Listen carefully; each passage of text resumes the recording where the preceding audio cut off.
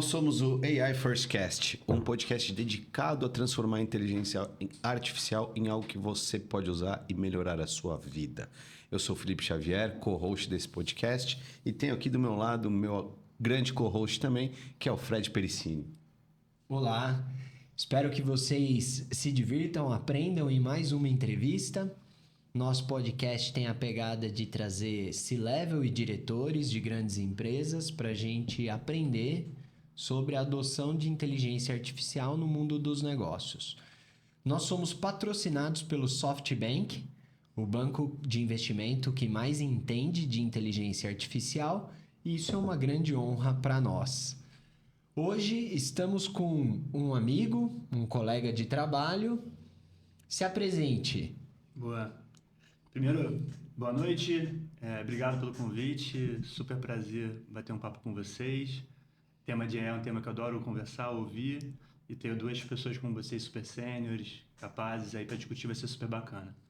Eu sou o Flávio Pias, sou um dos sócios fundadores da Mondoré. Nós somos uma consultoria, eu fundei junto com os meus dois sócios, o Benin e o Chico. A gente vem do background de consultoria estratégica, meus sócios são ex-BCG, a gente trabalhou junto numa boutique de egressos da McKinsey. E, bem, desde 2020 a gente começou a nossa própria empresa, até tentamos fugir um pouquinho de consultoria, o mercado não deixou, jogou a gente de volta, mas acho que é legal que a gente acabou tendo experiências bem diferentes. A gente sempre trabalhou muito com grande empresa, mas teve um período bem legal de trabalhar com muito pequeno negócio, a gente atende pequenas empresas e médias empresas, e grandes empresas, então a gente tem uma leitura interessante quando a gente fala de adoção de AI, é muito diferente quando a gente fala de cada um desses ambientes, né? Talvez só complementando dois outros pontos, eu sempre sou de negócios, sou engenheiro de produção, trabalhei com consultoria a vida inteira, e dentro desse mercado, acho que eu sempre fui para as pessoas de business uma pessoa de tecnologia, e para o pessoal de tecnologia uma pessoa de business. Então, não só AI para todo mundo que gosta de tecnologia, hoje em dia é a grande febre, mas tenho trabalhado, programado, mexido com tecnologia já há um bom tempo. E até nesse sentido também do interesse, eu recentemente também estou fazendo um mestrado profissional em administração, do qual o tema que eu escolhi foi exatamente qual o impacto da AI na consultoria. Tentando também entender as implicações nas competências, no modelo de negócio, nos times, nas operações, assim por diante. É um cara que vai mover a agulha da inteligência artificial aqui no Brasil, Fredão. Olha, a minha primeira pergunta é sobre sua tese. Eu já estava com ela aqui na manga. Eu sinto que o mercado de serviços profissionais serão altamente impactados por inteligência artificial. E a consultoria também. Qual é a sua visão? Qual é o impacto de inteligência artificial para a atividade de consultoria? Legal. Vai ser legal responder agora, daqui a 2 anos, quando eu entregar a dissertação, a gente não para, né? Mas eu acho que já está mudando, já mudou muito, né? Então, a gente já está incorporando, eu diria que bastante, mas acho que daqui a um tempo a gente vai achar que era pouco. Então, o tema, de fato, de trabalhar com professional workers, né? Que é a parte de serviços profissionais nós somos, a gente tem uma parte muito de trabalhar, de fato, com informações que agora a gente tem a capacidade das LLMs como um todo de trabalhar junto com a gente, né?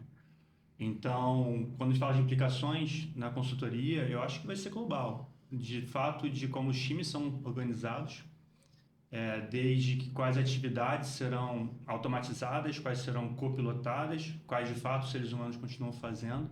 Isso também conversa com o design org. A capacidade de você entregar em formatos diferentes, então consultoria é famoso pelo PowerPoint, né? Por que não agora entregar com vídeos, entregar em sistemas e não em PowerPoints? Enfim, um campo bem vasto aí para a gente estudar. Não, e a gente até conversou com pessoas que já estão mostrando que a receita na consultoria está crescendo com inteligência artificial. E no começo da sua fala você falou uma coisa que é bacana estressar um pouquinho mais. Essa diversidade de clientes que você teve ao longo do tempo, como está a conversa hoje com pequeno, médio e grande em relação à inteligência artificial que você mencionou? Isso desperta um pouco meu interesse aqui. Não, bacana. Eu confesso que eu ainda não tenho feito trabalhos de tecnologia, trabalhos de implementação de AI nas empresas. Isso até é uma coisa que eu estou de olho com a minha dissertação. Eu quero criar um método de implementação, testando primeiro, até na academia hoje em dia você tem um método de pesquisação, né? Então, eu vou implementar na minha empresa através de um frame que eu vou criar, testar, aprender, refletir e depois eu quero ter até uma abordagem que eu consiga ajudar várias empresas. Então, o que a gente tem feito muito, de fato, é na própria atividade da consultoria mesmo. E aí, sim, isso é bem diferente quando se fala de pequeno, grande e médio cliente. É uma questão de compliance super importante, você tem uma questão um pouco mais cautelosa por parte das grandes empresas, as pequenas empresas são mais tranquilas, a gente consegue ter mais agilidade mesmo. Existe uma questão do escopo do trabalho como um todo, da variedade, que aí, nesse sentido, até acho que as grandes empresas têm um benefício. Tem alguns temas que são, de certa forma, específicos, só que são tão grandes que a gente consegue criar até usos, né? Eu e o Fred, a gente trabalha junto num cliente que a gente teve um caso recente, né? A gente estava numa reunião, nas vésperas de uma reunião, literais, acho que 30 minutos faltando para a reunião, e a gente teve uma ideia de tentar fazer um mapeamento de mercado específico para o tipo de cliente que o nosso cliente tinha, e a gente conseguiu fazer um mini app que pesquisava com dados do Google Maps médicos e conseguia estimar qual que era a receita daquela clínica. Usando simplesmente Google AI Studio, 2, 3 prompts, né, Fred? A gente conseguiu fazer uma coisinha ali. Então, são alguns desses formatos que a gente consegue entregar também. E o próprio cliente, o feedback que ele teve até foi... Tá aí uma forma de usar AI que não seja só ficar trocando ideia com chatbot, né? Então, acho que uma das usos aí. Esse é um exemplo que eu acho que eu ainda não tinha escutado, né? De você estar 30 minutos antes de uma reunião, duas mentes pensando em coisas completamente diferentes e a inteligência artificial se plugar ali em vocês e vocês trazerem um resultado muito diferente do que seria se vocês não tivessem usado. Justo. Né? E acho que esse exemplo, como é que chega até o Flávio? Como é que você está bebendo inteligência artificial? Essa pergunta é boa. Eu acho que a gente tem que ter muita curiosidade, mas também criar a forma da informação chegar na gente. A gente é muito corrido dia a dia, né? A gente trabalha o tempo todo. Então, o que eu faço muito é assinar muita newsletter e treinar meus algoritmos, né? Meu YouTube, pessoal, assim, tipo, é só AI, para tudo quanto é canto. E eu criei o hábito, de fato, hoje em dia, em vez de estar no streaming de noite, eu costumo primeiro entrar no YouTube. E aí tem as notícias que vão aparecendo, as newsletters já vão me falando um pouco. E uma das coisas que eu desde muito cedo, confesso, não sei muito por que eu peguei, mas foi uma curiosidade de sempre saber o que cada serviço fazia. Então, quando, por exemplo, saiu o Nano Banana Pro, cara, o que é isso? Deixa eu gastar um minutinho aqui para saber o que é isso, é uma novidade. E o Google AI Studio foi um caso desses, né? Eu conheci o Google AI Studio 2 anos atrás para você pegar a chave do Gemini ali, mexer. Mas como você tem uma newsletter, Breaking News, Google AI Studio tentando competir com o Lovable, você tem que fuçar um pouquinho, né? A gente tinha um estagiário na empresa que cunhou um termo super legal, assim, capacidade fuçativa. Pega, fuça um pouquinho, 2 minutos, aí você fica marinando na sua cabeça, fica ali no pano de fundo. Eu acho que foi mais ou menos isso que eu e o Fred a gente teve, né? O Fred também é um cara super curioso, né? Então, quando eu falo uma coisa, o Fred já fica com o olhinho meio sorrateiro, assim, mas o que é isso, Flávio? O que tem? Então, acho que é essa forma, né? A gente criar sistemas, fluxos e ter muita curiosidade para poder entender o que é possível. Aí depois os casos se apresentam. Eu tenho algumas histórias recentes com o Flávio que foram para mim assim, abertura de olhos. Conta uma. Pela simplicidade da solução, tá? Porque muitas vezes a gente pensa em tecnologia, você pensa em coisas muito complexas. Uma é essa da reunião. A gente estava a 30 minutos de ter uma reunião importante sobre segmentação de cliente com uma multinacional. E um dos eixos da matriz, a gente tinha definido ali o potencial do cliente. Só que era uma informação que não está no CRM hoje e a gente estava debatendo como obter a informação de potencial do cliente. E o Flávio abriu, para quem não entrou ainda, o Google AI Studio é uma ferramenta de criação de aplicativos e que o Google usa as suas informações, as suas APIs, a API do Google Search, a API do Nano Banana, a API do Google Maps, que você consegue eles usam o termo de supercharge. Você consegue elevar o potencial do aplicativo. E você constrói um aplicativo ali com um prompt, uma conversa, um pedido, uma linguagem natural. Então isso sai ali do if, then, else, a programação, a linguagem de programação para uma linguagem natural. E numa linguagem natural, ele usou a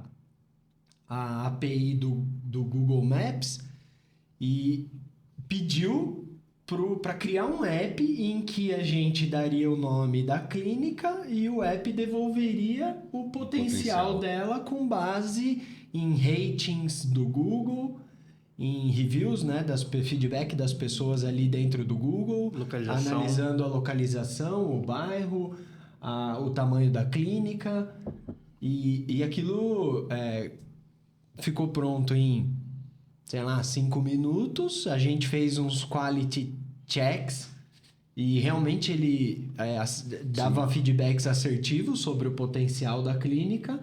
E aí o que eu senti como consultoria, que era o serviço ali, é muito isso que você disse, de sair do PPT e eventualmente dar uma ferramenta implementável para o cliente. Sair da teoria, das sugestões e ir para perto da execução, dando uma ferramenta implementável para o cliente de, olha, a segmentação que eu sugiro é essa e para mapear esse eixo do potencial, tá aqui um app, né? Eu sei que era um protótipo e tal. Essa foi uma bem interessante. Que, inclusive, estou triste que o Google AI Studio tirou a API de Google Maps. Senhor Google, tô de olho em você, tá? Não pode. Tiraram a API de Google Maps. Pô, Google Maps era um dos melhores, Eu né? achava aquilo muito, muito, muito bom. Outra que foi muito interessante para mim, Flávio, a primeira reunião nossa no cliente, ele chegou sabendo tudo de estética. Você vê aqui, né? Não, o mercado brasileiro, que não sei o quê. Falei, cara, pera. Onde você estudou o assunto? Não, eu fui no ChatGPT, fiz um Deep Research. Deep Research é uma funcionalidade no ChatGPT em que ele faz uma análise profunda, como o próprio nome diz, e ele varre a internet, pega diferentes fontes de informação para te fazer um estudo avançado. Então ele fez um estudo avançado sobre o mercado de estética no Brasil. Aí ele pegou esse estudo, que normalmente voltam umas 20 páginas de Word, ele usou outra inteligência artificial chamada Notebook LM, colocou esse estudo e pediu para fazer um vídeo resumo e veio no táxi ouvindo o vídeo resumo. E chegou lá sabendo com tudo. Conhecimento. Eu falei, caramba, bicho, isso foi para mim também simples, mas um uso preciso, efetivo. Isso é muito legal, né? Você transformar o seu objeto de estudo em uma aula, Exato. né? Com muita coisa que está disponível, é um uso inteligente da inteligência artificial. Acho que nessas conversas que a gente tem aqui sempre, os exemplos mais relevantes para mim, assim, como ouvinte, não pensando como quem está aqui na mesa, mas como ouvinte, são essas pequenas coisas que você consegue trazer para o seu dia a dia. Perfeito. E ela vai te tornar mais eficiente, porque isso vocês acabaram de contar aqui. Tá claro que você foi muito eficiente na jornada de autoconhecimento sobre um tema, né? Imagina, para quantos temas você pode fazer isso? Exatamente. Né? Porque tá aí, né? Muito legal. Você tem uma história diferente dessas que o Fred acabou de contar, que traria um outro quick win pra gente com inteligência artificial, Flávio? Talvez falar que a apresentação de kickoff foi feita no Gama. Também foi feita no táxi. Mas a culpa não foi minha. Eles que me ligaram no dia anterior pedindo ajuda. Então não tive tempo para me preparar. Mas, pessoal, acho que... Desculpa, Felipe. Não, e isso é uma coisa boa, que para grandes desafios que antes a gente talvez perdesse o sono ou ficasse, né, ansioso, hoje a gente consegue conectar desafios, falta de tempo, com ajudas dentro de inteligência artificial e o resultado ser satisfatório às vezes, muito satisfatório. Exato, e crescente, né? Acho que o que tem animado muito... Bom, sou consultor, pessoal. Eu tenho 10 mil horas de PowerPoint nas costas fácil, fácil. E desde o começo do ano eu tenho buscado uma solução para isso. Eu estou buscando, já fui para N8N, depois fui para LangChain, aí de fato programação um pouco maior, o Gama. Pessoal, para consultoria agora, o Gemini com o Nano Banana está fazendo uma apresentação de 20 páginas. Eu fiz um teste, eu peguei uma apresentação minha, eu pedi para ele sumarizar. Então eu peguei uma proposta, tinha 45 páginas, falei, pessoal, preciso fazer isso aqui em 15. Mandei por lá. Ainda não é client ready pelo nosso nível de qualidade de design, mas é bem perto. Eu posso pegar esse documento agora e pedir para um estagiário, aí sim, estagiário humano mesmo, para organizar. E isso, de fato, era muito tempo que a gente gastava. Acho que, como outros casos, uma aplicação que eu tenho gostado muito agora é de também, dentro do AI Studio, fazer mini apps, não só do ponto de vista de consultar APIs, mas até de consultar dados que o cliente já tem. Então, a gente está até continuando nesse mesmo cliente agora com o projeto de pricing. Existem metodologias que eu já uso há um tempo, de alguns livros que eu consulto, que eu costumo fazer análises similares para analisar uma base de dados, que é basicamente você analisar como que você sai de um preço lista para um preço de fato executado. Eu tenho artigos e livros sobre esse conceito.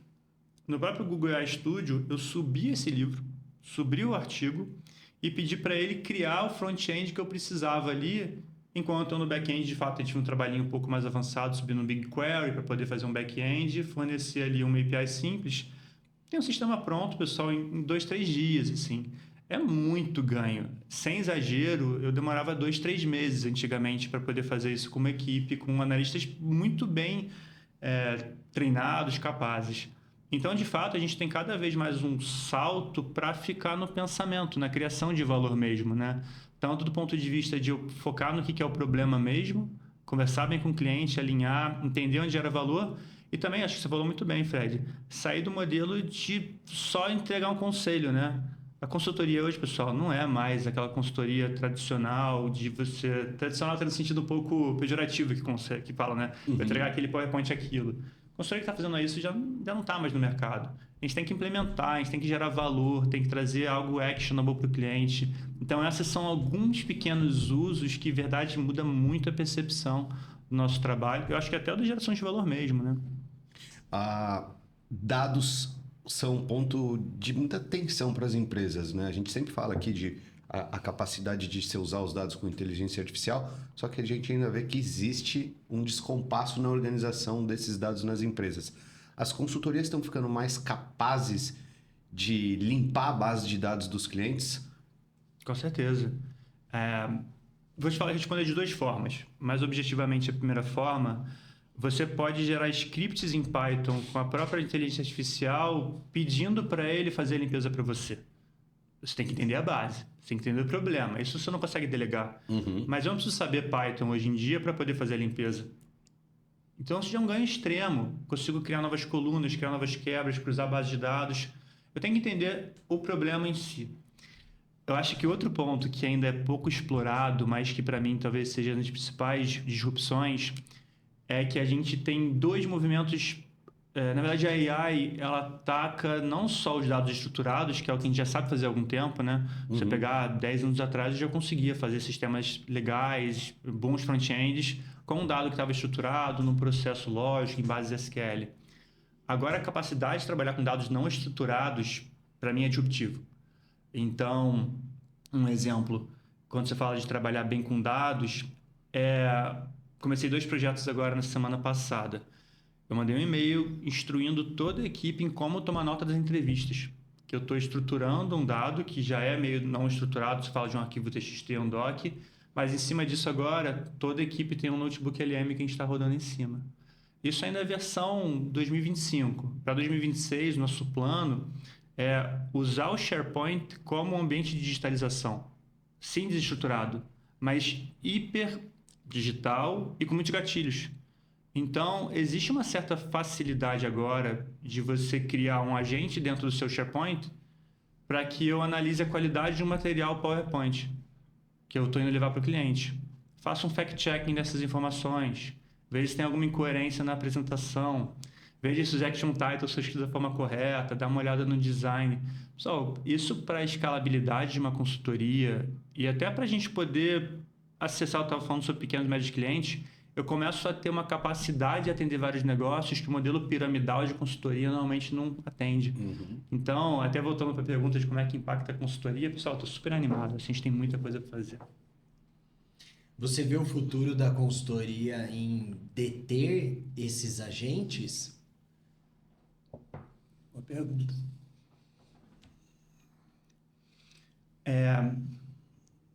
Vocês conhecem o Andrew Karpathy, desculpa a pronúncia, mas ele era uma das pessoas de tecnologia da Tesla, assim como do OpenAI, né? Eu vi uma palestra recente dele no Y Combinator que ele estava descrevendo, através dos dados do GitHub, qual que é a linguagem de programação mais predominante. E ele mostra 3 movimentos, inclusive o último no Hugging Face, né?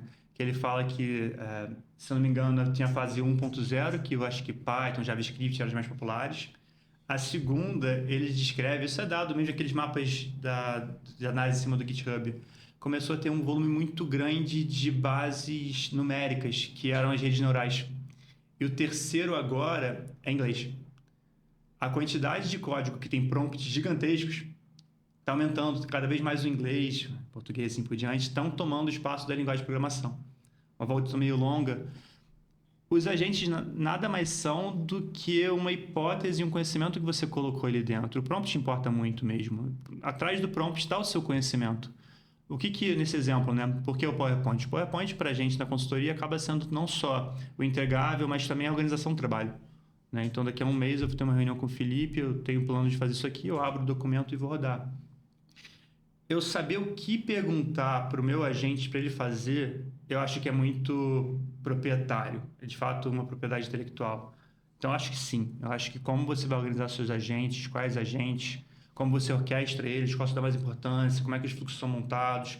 Mas não só isso, né? Como é que o seu time está capaz de colaborar, o que você, de fato, vai delegar, de fato, para um agente ser autônomo, o que você não consegue, o que você fala assim, pelo amor de Deus, nem mexe com AI aqui.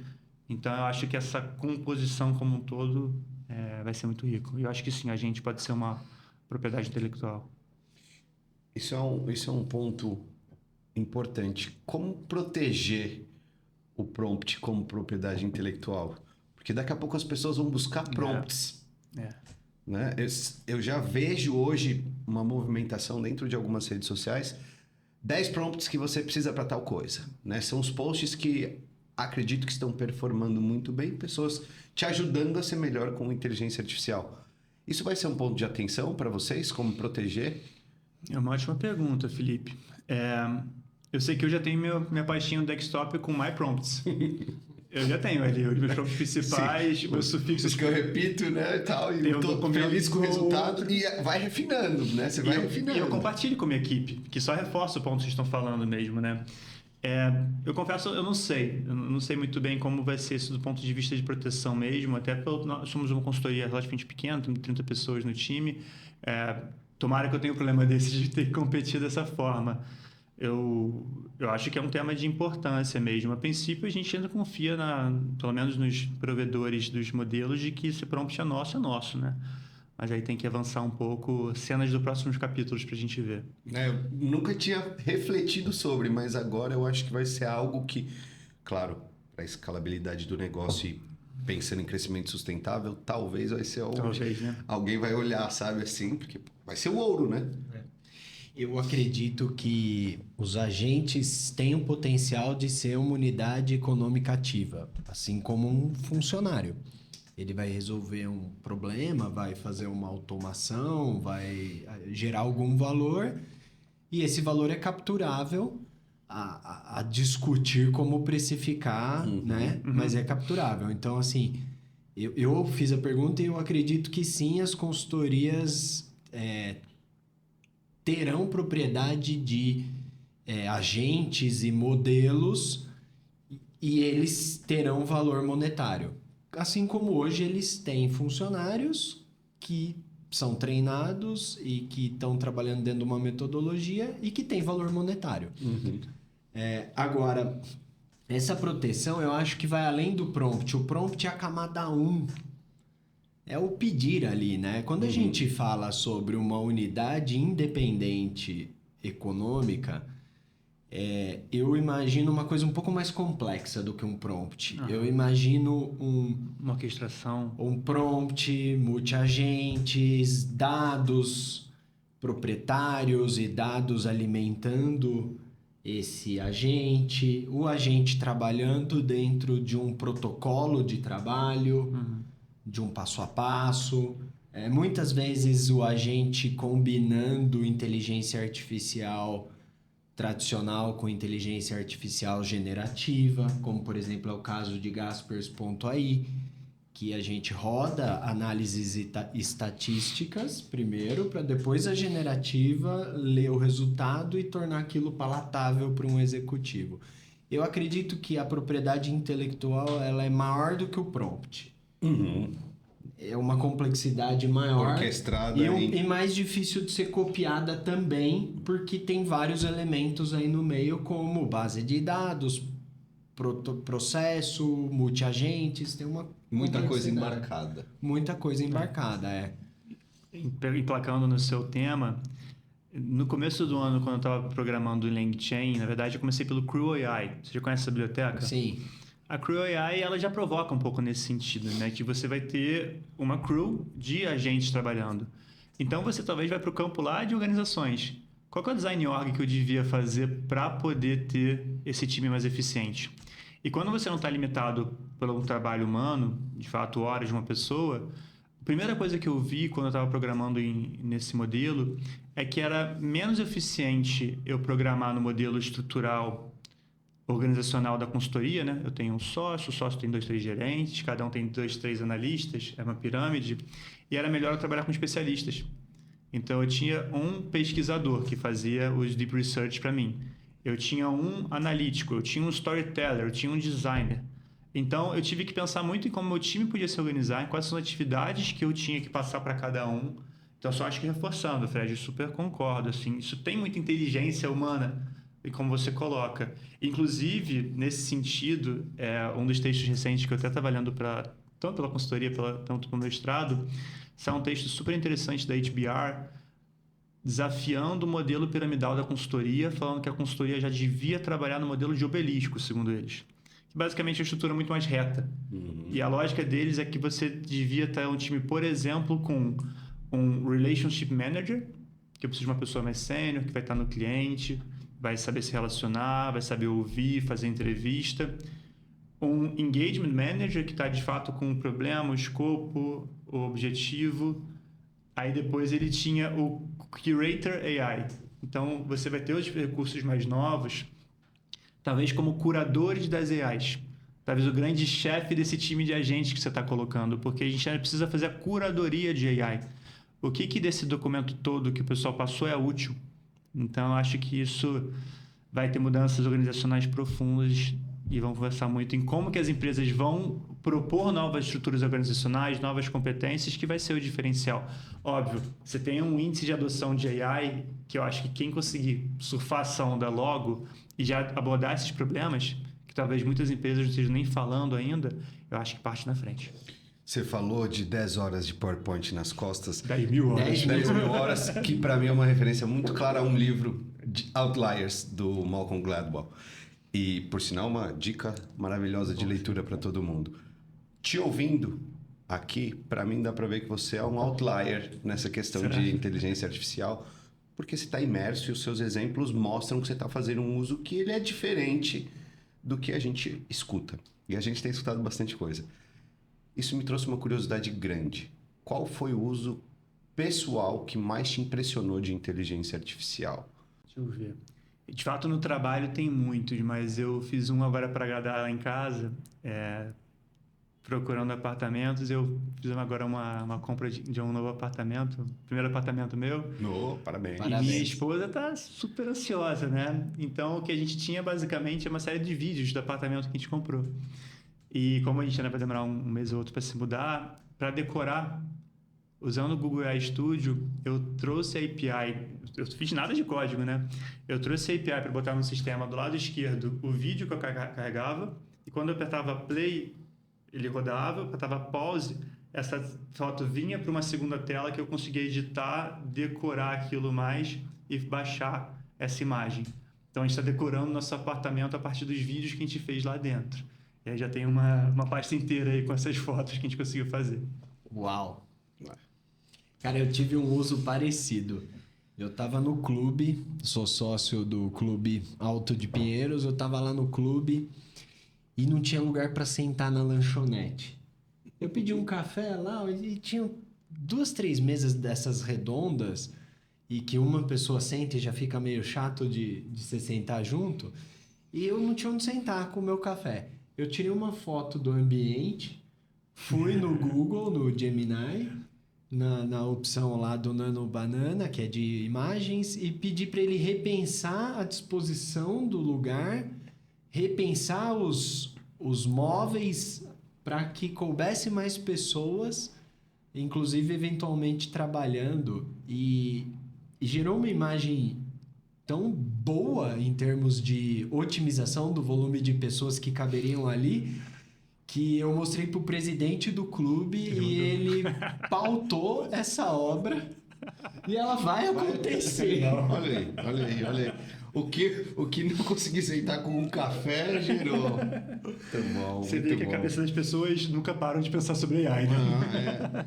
Mas acho que isso é um despertar da consciência, né? Antes a gente tinha incômodo e às vezes você ficava com incômodo. Você ia lá reclamar, você ia lá no reclamar. máximo. Ou às vezes se passava um mês, você falava, nossa, agora eu vou fazer outra coisa. Mas agora é imediato. O incômodo, ele encontra uma forma de você provocar coisas que são melhores. A gente está muito poderoso agora, né? A gente tem muita coisa de... Como é que você pensa uma coisa que era literalmente impensável antigamente, né? Essa de construir aplicativo que eu aprendi com o Flávio, né? É um caso real. Essa semana o time me procurou, o cliente queria monitorar, um dos clientes da agência queria monitorar tendências de estética nos países da América Latina e descobrir novos protocolos. Um protocolo é uma combinação de produtos aplicados de uma maneira específica, peculiar de quem criou o protocolo e aquele protocolo ele tem um nome, fantasia normalmente, né? E não é via ferramentas tradicionais como, por exemplo, o Google Trends ou o SEMrush, que são... ali você vai monitorar termos, você tem que descobrir novos termos. E aí a gente chamou uma pessoa do departamento de Social Listening para ela averiguar, ela entrar nos sites, de alguns sites importantes de um país específico, a gente elencou o Chile, e fazer um relatório para nós de tendências e protocolos do Chile. Ela pediu 5 dias úteis. E eu fui para minhas coisas pessoais e fiquei com aquilo na cabeça, aquele incômodo. 5 dias úteis. 2025, cara. Nada em 2025 pode demorar 5 dias úteis. Aí eu fui no Google AI Studio, pedi para criar um aplicativo em que eu usei a API do Google Search. Eu falei, então, leia esses termos de busca, que um médico... provavelmente são esses termos de busca que ele vai digitar no Google quando ele quiser aprender um novo protocolo. Leia os sites daquele país escolhido. Identifique novos protocolos e novas tendências e me devolva um report one page, uma página. E aí eu fui hoje mostrar para o cliente a entrega. Falei, eu fiz diferente. Em vez de te entregar um PowerPoint, pensei num aplicativo que você consegue fazer essa análise você mesmo, quando quiser, Exato. em qual país você quiser da América Latina. Com alguns cliques e alguns segundos que você espera, você vai ter essa análise. E aí, na hora ali, a gente rodou para o Peru. E o resultado? É bola no gol, né, cara? Isso que também tem uma dica, que entregas que você às vezes gasta meia hora, você só precisou ser criativo, saber o que é possível com as ferramentas atuais e fazer um protótipo. Você faz uma experiência muito positiva, você gera uma impressão muito positiva sobre a sua entrega, sobre o seu trabalho, que no fundo ela não foi nada muito complexo.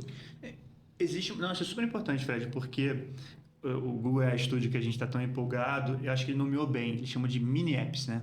São os mini apps. Isso pode ser uma coisa, acho que todo mundo ouvindo aqui, exercer o mesmo pensamento que o Fred teve, tanto nesse caso quanto na cafeteria, né? Qual é o uso que eu faria uma análise, que eu posso criar uma replicabilidade dessa análise agora? E pensa quase como se sendo uma caixa de ferramentas sua mesmo. Você no seu trabalho, você na sua casa. Quais são usos que eu quero repetir? Eu posso usar mais de uma vez, né? Imagina um analista de uma empresa multinacional tendo vários desses usos. Aí você começa a ter ali no seu desktop o aplicativo 1, 2, 3. Antigamente a gente fazia muito Excel, né? Aquele modelinho de Excel que você fazia para lá e para cá. Pessoal, faz um mini app agora. Simula, brinca. Sabe onde eu vejo muita coisa boa acontecendo? Naquela resposta, sempre foi assim. Sempre foi assim. Eu sempre foi assim, é uma oportunidade. O sempre foi assim é uma oportunidade genial de você exercitar um pouco a criatividade e pensar nisso. Porque tudo que sempre foi assim... Pode mudar. Pode mudar. Aliás, se não sempre foi assim, a entrega de hoje... ela me fez uma pergunta que eu fiquei refletindo. Ela falou assim, mas essa ferramenta que você construiu custa quanto? Eu falei, não, é de graça, tá aqui, é do Google. Ela ficou meio sem entender como uma ferramenta de mapeamento de mercado poderia ser de graça. Porque o hábito, né? Os competidores de mapeamento de mercado tem custo alto. Sim. Só que nunca mais será o mapeamento de mercado será o mesmo após essa evolução do AI, Google AI Studio. E até o quanto ela valorou o que foi feito. Eu deixei dinheiro na mesa. Sacou? Tem isso também. Você acabou de perceber. O pricing é importante, né? Porque não é questão de horas, é P&D. O que você tem de conhecimento na sua cabeça para poder resolver de forma tão inteligente um problema? Então, você está vendendo P&D, você não está vendendo hora, né? Tem umas coisas aí. Se quiser me ajudar com pricing... Tem uma consultoria para te indicar.